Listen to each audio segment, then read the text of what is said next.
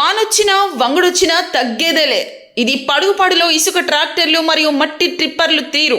వర్షం వస్తే లాక్కోలేక పీక్కోవాల్సిందే. అయినా తగ్గకుండా నిరంతరం పగలు ఇసుక, రాత్రిపూట పదుల సంఖ్యలో టిప్పర్లతో మట్టిని బయట నుండి పడుగుపాడులోకి ఇటుక బట్టీలకు సప్లై. నెల్లూరు జిల్లా కోవూరు మండలం పెద్దపడుగుపాడు నుండి జమ్మిపాలెం వెళ్ళు రోడ్డు మార్గం ప్రజల పట్ల నరకపాసంగా మారింది. కారణం పగలుపూట మితిమీరిన ఇసుక ట్రాక్టర్లు వేగం మరియు రాత్రిపూట మట్టి టిప్పర్లు. ఇలా లాభాలు ఆర్జిస్తున్నది కొంతమంది అయితే ఈ వాహనాల అతి వేగానికి బలై నిరాశ్రయులుగా మిగిలింది మరెందరో.